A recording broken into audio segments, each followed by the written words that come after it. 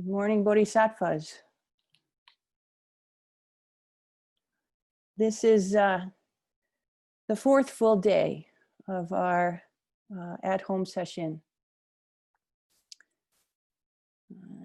In case you've settled into a comfortable routine, or maybe even worse, are beginning to plan ahead,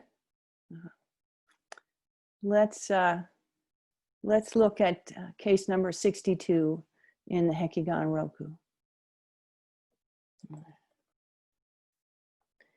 Yunmen said to the assembled monks, "Between heaven and earth, through space and time, there is one treasure hidden in the mountain of form. Pick up a lamp and go into the Buddha hall. Take the temple gate and place it on the lamp." An alternate version reads, Yunmen said to the assembled monks, "Within heaven and earth, in the midst of space and time, there is one treasure hidden in the body. Holding a lantern, it goes into the Buddha hall. It brings the great triple gate and puts it on the lantern. Between heaven and earth, between your head and your toes, within heaven and earth, within and without, through space and time, through all space and time, in the midst of space and time, even there's one treasure hidden. There's one treasure hidden in the mountain of form, the mountain of form, all form, everywhere, past, present, and future. One treasure. Yet we chant, form here is only emptiness. Emptiness, only form. Form is no other than emptiness. Emptiness, no other than form. Then what is this one treasure? Where is it?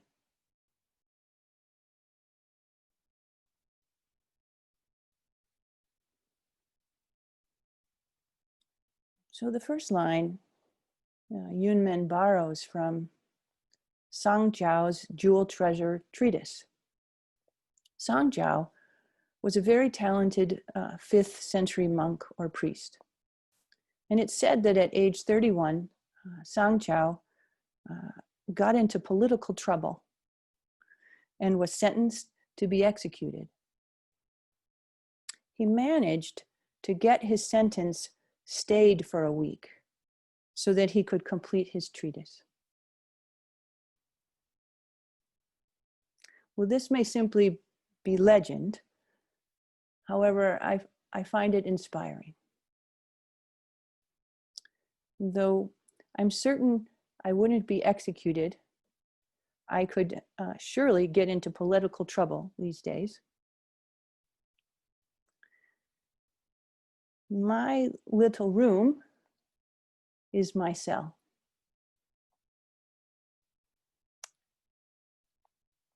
What a nice cell I have.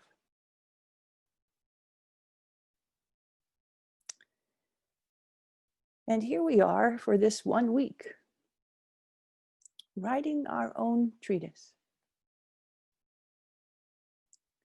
What are you writing? May I suggest that the canvas is wide open and that your simplest acts and ordinary moments are strokes on this canvas that in the end say everything and more, and that are joined by the call of the morning dove, the brush of the warm afternoon breeze, the panting of an old dog,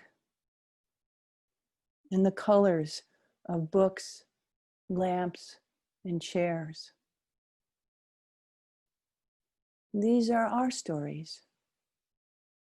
Our treatise is found here and here and here. Wholly, completely written now.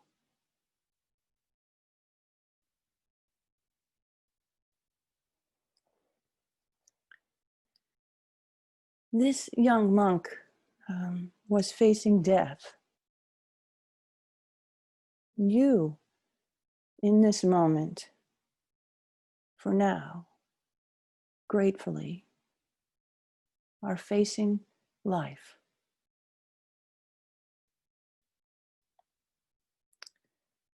Death is all around us, however. And truly, we are always on the precipice. How shall we live?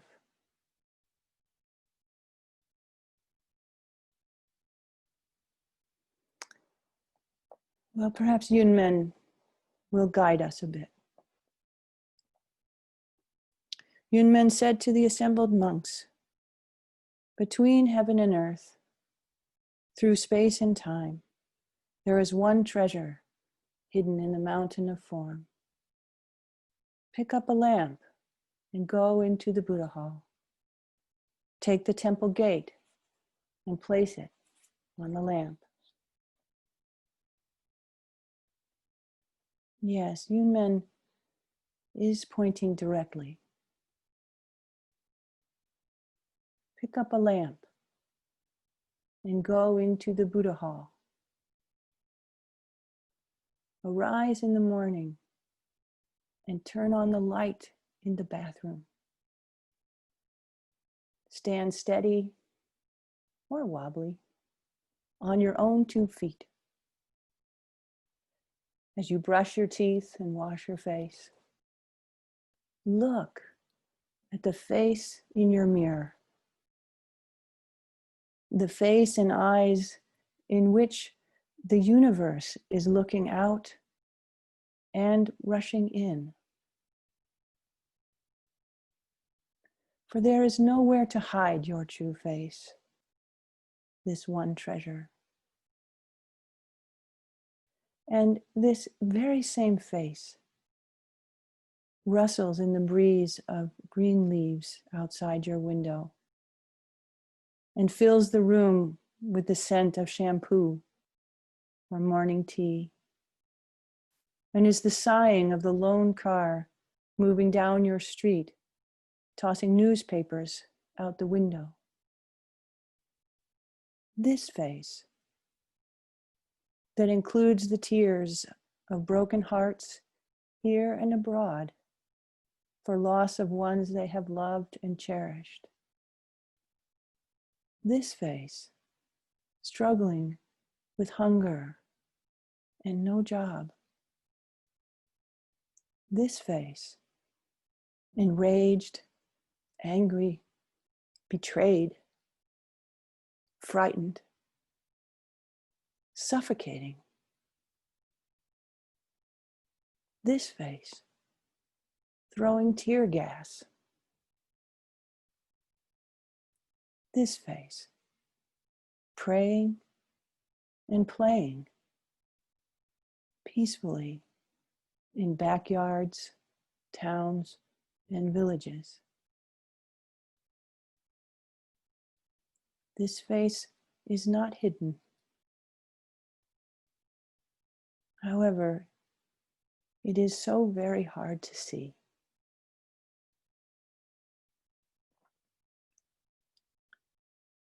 Pick up the lantern and go into the Buddha hall. Each room of your home is the Buddha hall. Shine the light as you step in. Enter and be entered. Each detail of your life is your path, is your place of illumination, is exactly where, when, and how.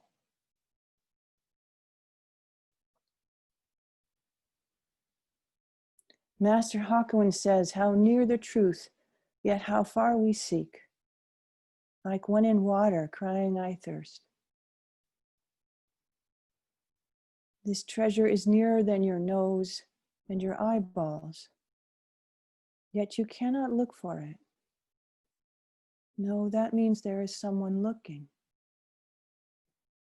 And yet, you know intimately what it is to be thirsty.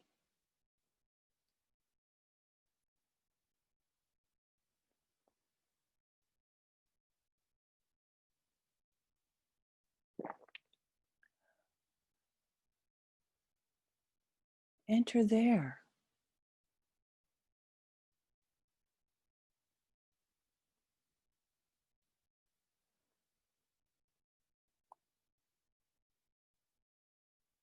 Case number 43 in Entangling Vines. Shui Feng called Shuangsha of Fujiao a true ascetic, and whenever he saw him, said, "You're a reborn sage. Why don't you go on pilgrimage to study Zen?" In response, Shuangsha said, "Bodhidharma didn't come to China. The second patriarch didn't go to India." Shui Feng accepted that answer.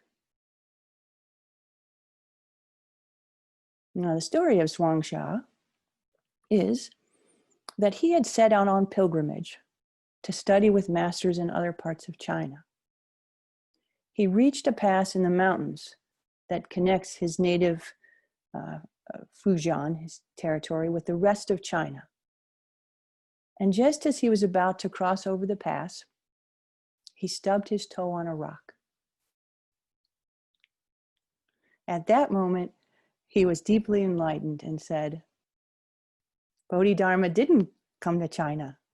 The second patriarch didn't go to India." He turned around and went back home. Aha! Aren't we so happy that we did not have to journey far and wide to arrive home?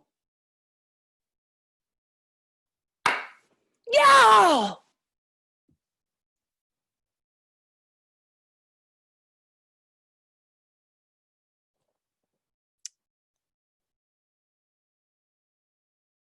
Now, according to legend, when Bodhidharma, who, as you know, is credited with bringing Zen to China from India, wished to return to India, he called together his disciples, and the following exchange took place.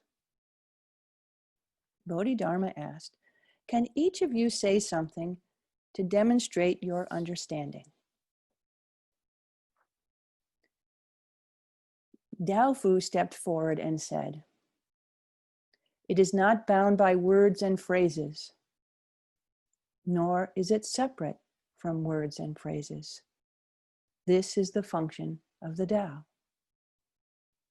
Bodhidharma said, "You have attained my skin." The nun, Zongqi, stepped up and said, "It is like a glorious glimpse of the realm of Akshobhya Buddha. Seen once, it need not be seen again." Bodhidharma said, "You have attained my flesh." Tao Yu said, the four elements are all empty. The five skandhas are without actual existence.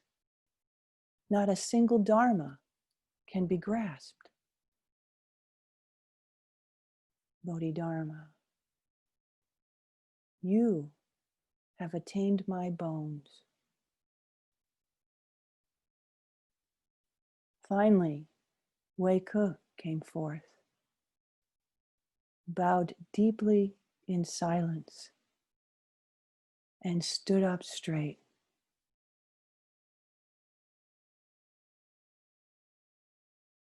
Bodhidharma said, you have attained my marrow.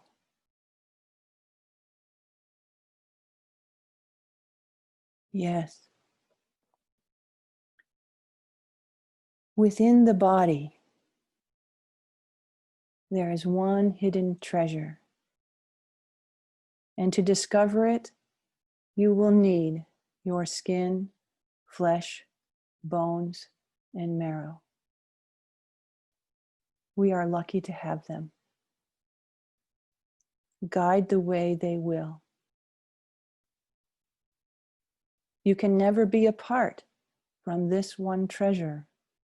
It operates your sight, smell, taste, touch, and thinking. It is you,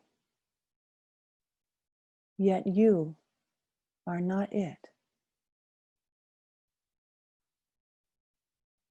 These sense doors may allow you to enter. However, you cannot move toward, nor can you simply sit still.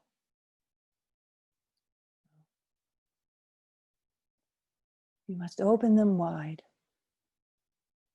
Rest completely, utterly in mu or one. And inquire without moving, without expectation, without knowing, seeing, or sensing a single thing. For all must be turned upside down and inside out if you are to take the temple gate and put it on the lamp.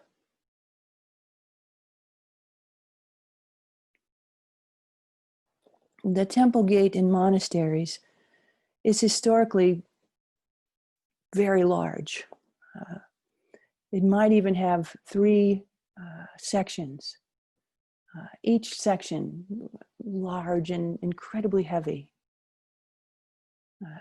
So take the triple gate, take that and put it on the lantern.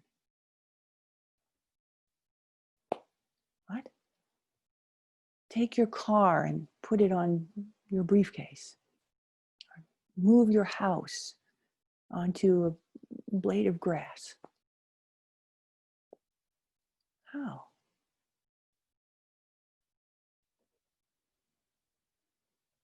Well, you must become mu or one, the breath. You must awaken as the mystery, the unknowable, the ungraspable. Inside out and upside down requires letting go of all ideas, all attachments and perceptions. Though it may seem scary, this is the great delight. Be ye as little children, utterly innocent. Look at the world, experience the world, inside out and upside down.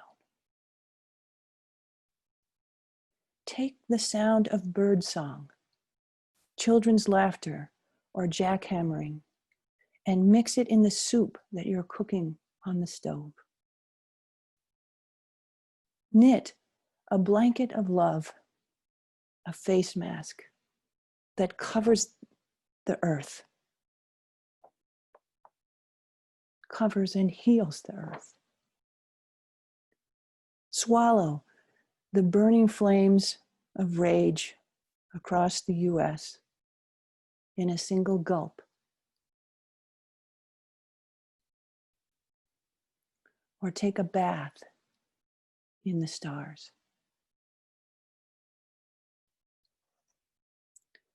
This profound mystery is available to you, but you must treat it as such. Carry your mu, your breath, your practice reverently. It is none other than the precious jewel. Let mu move you. Let the breath breathe you. Let the body walk you.